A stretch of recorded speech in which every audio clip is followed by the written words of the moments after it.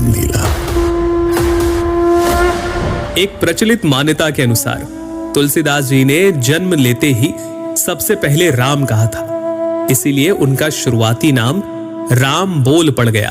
आज हम लोग बात करेंगे रामचरितमानस के अयोध्या कांड की। अयोध्या कांड की शुरुआत राम जी की राज्याभिषेक की तैयारियों से होती है। एक तरफ जहां अयोध्या में हर्ष और उल्लास का दृश्य था, तो वहीं देवताओं में व्याकुलता। उन्हें लगा कि अगर राम राजा बन गए तो फिर राक्षसों का अंत कैसे होगा। इस दुविधा को लेकर वो माता सरस्वती के पास पहुंचे और फिर माता सरस्वती ने मंथरा की बुद्धि फिराई।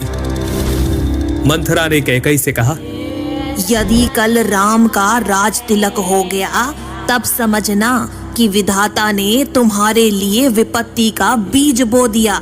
कौशल्या तुम्हें दुख देगी और भरत को कारागार में डाल दिया जाएगा। मंथरा की कड़वी बात सुनकर कैकेयी भयभीत हो गई, कुछ बोल ही ना पाई। इसके बाद कैकेयी कोप भवन में जाती है, जहां महाराज दशरथ को उनके दिए 2 वचन याद दिलाती है।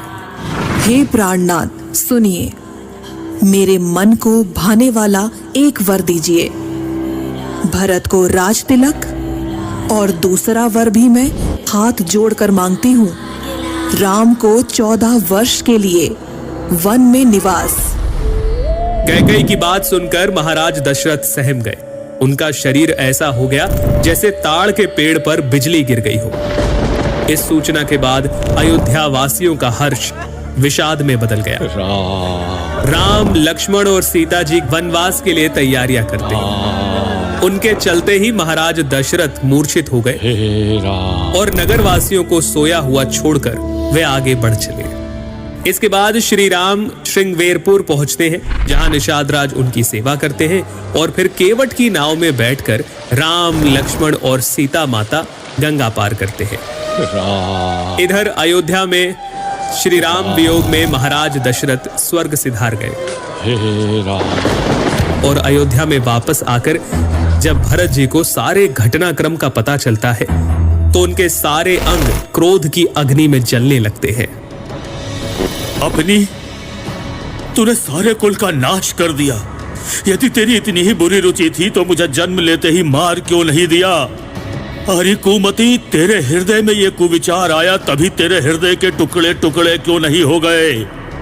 तेरी जीवा गल क्यों नहीं गई? श्री राम को मनाने के लिए भरत चित्रकूट पहुंचे, लेकिन प्रभु के मना करने पर उनकी चरण पादुका लेकर वापस अयोध्या की ओर उन्होंने प्रस्थान किया। सुनि सिख पाई असीस बड़ी, गनक बोली दिनु साधी। सिंहासन प्रभु पादुका, बैठा रे निरुपाधि।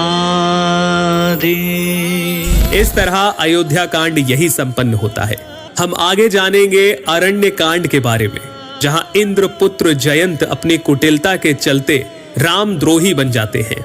शूर्पणखा की नाक कटती है और सीता हरण जैसी